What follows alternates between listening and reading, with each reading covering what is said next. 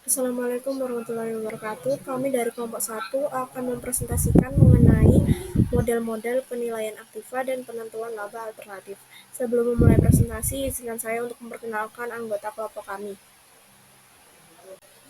Yang pertama ada Faradita Sabrina Hadijah dengan NIM lahir 033, ada Karina Nova Putri Agatha dengan NIM lahir 140, Megita Indah Lestari dengan NIM lahir 196, Nadia Fitri dengan NIM lahir 210, Hakika Salsabila Putri dengan NIM lahir 382, dan Naila Putri Inayah dengan NIM lahir 454. Hakikat perbedaan. Pengertian dari hakikat perbedaan yaitu perbedaan yang muncul dan terjadi di antara berbagai model penilaian aktiva dan penentuan laba. Karena ada muncul alternatif model, maka timbul perbedaan atribut yang akan diukur dan satuan ukuran apa yang digunakan untuk mengukurnya. Ada atribut-atribut yang akan diukur terbagi menjadi 4, yaitu pertama, biaya historis yang mengacu pada jumlah kas atau setara kas yang telah dibayarkan untuk memperoleh suatu aktiva atau jumlah dari kewajiban yang setara dengan kas. Lalu kedua yaitu biaya penggantian. Ini mengacu pada jumlah kas atau setara kas yang akan dibayarkan sekarang untuk memperoleh aktiva yang sama atau setara dengan saat ini, atau yang akan diterima untuk mendatangkan kewajiban yang sama pada saat ini. Yang ketiga ada nilai bersih yang dapat direalisasi. Ini mengacu pada jumlah kas dan setara kas yang akan diperoleh melalui penjualan aktiva pada saat ini atau jumlah kas yang akan dibayarkan untuk melunasi kewajiban saat ini. Yang terakhir yaitu nilai kapitalisasi atau nilai sekarang. Ini mengacu pada nilai sekarang dari arus kas bersih yang diharapkan untuk diterima dari penggunaan aktiva atau arus keluar bersih yang diharapkan akan dibayarkan untuk melunasi kewajiban. Baik, untuk selanjutnya, pada hakikat perbedaan ini terdapat pengklasifikasian atribut. Untuk atribut tersebut dapat diklasifikasikan dalam 3 cara.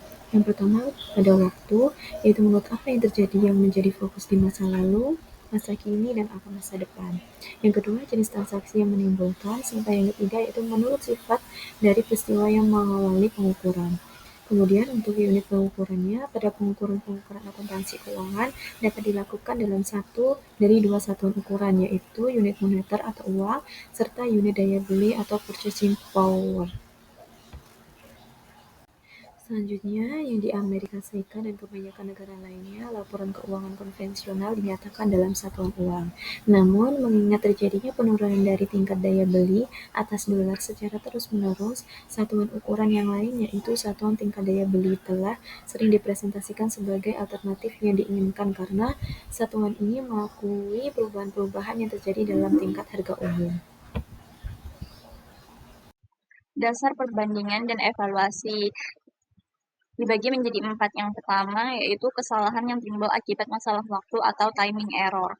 Biasanya terjadi ketika perubahan-perubahan nilai terjadi di suatu periode tertentu namun diperhitungkan dan dilaporkan di periode lain. Atribut yang dikehendaki adalah pengakuan perubahan-perubahan nilai di periode yang sama dengan periode di mana perubahan tersebut terjadi.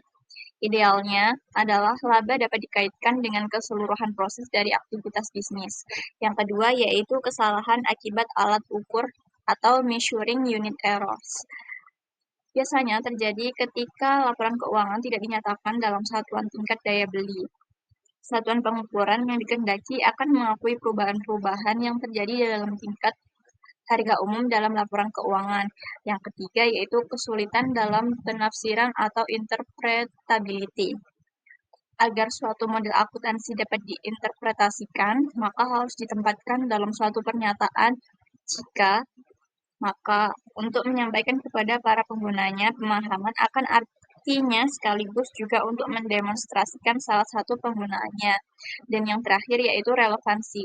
Jika suatu model keputusan menetapkan satu atribut sebagai suatu masukan atau sebagai suatu perhitungan, maka atribut tersebut adalah relevan atau memiliki manfaat terhadap model keputusan tersebut. Baik, selanjutnya yaitu ilustrasi dari model-model akuntansi yang berbeda. model-model akuntansi. Yang pertama yaitu model akuntansi alternatif yang dinyatakan dalam satuan uang, di mana yang pertama yaitu akuntansi biaya historis atau akuntansi konvensional, di mana model ini menggunakan biaya perolehan awal sebagai dasar pencatatan, yang artinya aset dan kewajiban dicatat berdasarkan harga saat pertama kali diperoleh, bukan berdasarkan nilai pasar saat ini. Lalu untuk ciri-cirinya yaitu biaya historis digunakan sebagai dasar penilaian. Yang kedua, mengasumsikan bahwa nilai uang stabil dari waktu ke waktu. Yang ketiga, menggunakan prinsip pencocokan, yaitu pendapatan dicocokkan dengan biaya yang dikeluarkan untuk menghasilkan pendapatan tersebut. Yang terakhir yaitu menggunakan prinsip realisasi, yaitu pendapatan hanya diakui saat benar-benar diperoleh. Nah, untuk kekurangan laporan keuangan berdasarkan biaya historis ini, yaitu yang pertama, bisa terjadi kesalahan waktu dalam mencatat laba. Yang kedua, yaitu pengukuran tidak akurat karena tidak mencerminkan nilai saat ini. Yang ketiga, interpretasi data bisa membingungkan. Yang keempat, kurang relevan untuk pengambilan keputusan ekonomi untuk saat ini. Yang kedua ada akuntansi biaya penggantian, di mana model ini mencatat aset berdasarkan biaya saat ini jika harus mengganti aset tersebut, bukan menggunakan biaya historis. Hal ini dianggap lebih relevan karena mencerminkan kondisi ekonomi terkini.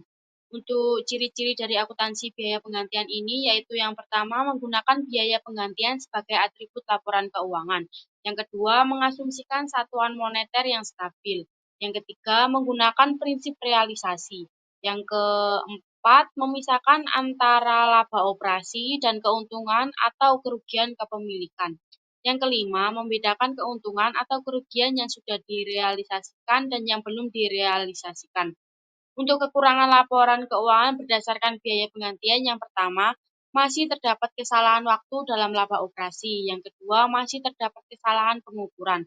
Yang ketiga, data bisa diinterpretasikan sebagai NOD atau Number of Dollars atau COG Command of Goods yang bisa membingungkan. Yang keempat, ukuran COG hanya relevan untuk aktiva, tidak untuk laba rugi. Yang ketiga ada akuntansi nilai bersih yang dapat direalisasikan, di mana model ini mencatat aset berdasarkan nilai bersih yang dapat direalisasikan, yaitu jumlah yang dapat diterima jika aset tersebut dijual saat ini. Hal ini lebih mencerminkan nilai sesungguhnya dari aset. Untuk ciri-ciri dari akuntansi nilai bersih yang dapat direalisasikan yaitu ditandai dengan adanya menggunakan nilai bersih yang dapat direalisasikan sebagai atribut laporan. Yang kedua, mengasumsikan satuan moneter yang stabil. Yang ketiga, tidak menggunakan prinsip realisasi. Yang keempat, memisahkan laba operasi dan keuntungan atau kerugian kepemilikan.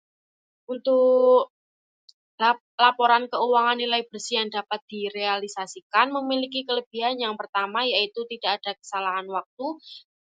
Yang kedua, meski begitu, hal ini tetap memiliki kesalahan dalam satuan pengukuran. Yang ketiga, dapat ditafsirkan sebagai NOD dan COG. Yang keempat, memberikan ukuran COG yang relevan untuk angka-angka aktiva. Baik, selanjutnya ada model-model akuntansi alternatif yang dinyatakan dalam satuan tingkat daya beli umum.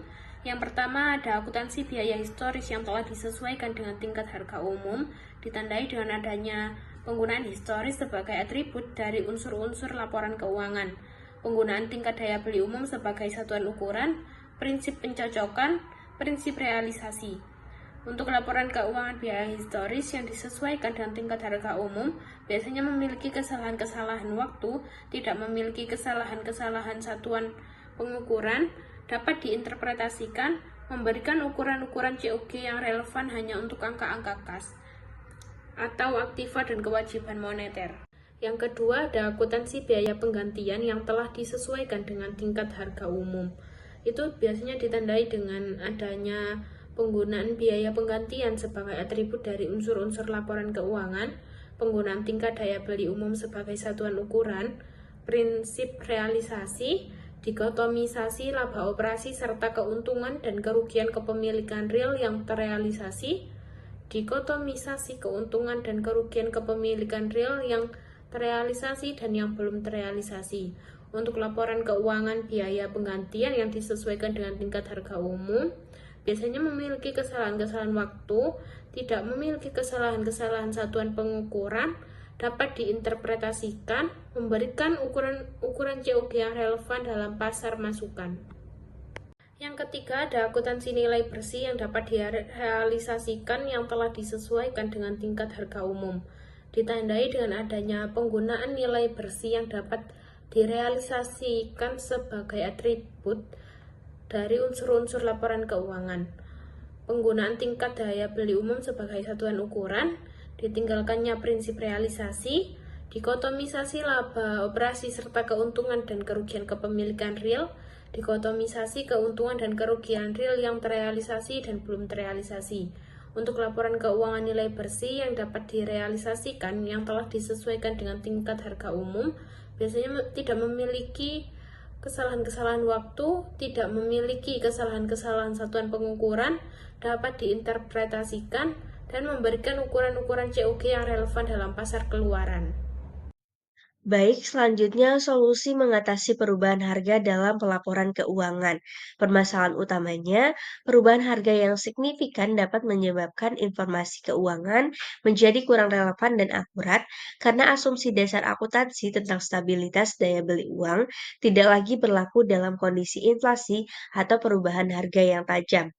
Solusi yang dapat diterapkan, yang pertama penggunaan metode nilai wajar. Metode ini memungkinkan aset dan kewajiban dinilai berdasarkan harga pasar saat ini, memberikan gambaran yang lebih realistis tentang nilai aset dan laba perusahaan. Hal ini meningkatkan transparansi dan kepercayaan investor. Yang kedua, akuntansi kos sekarang dan rupiah konstan.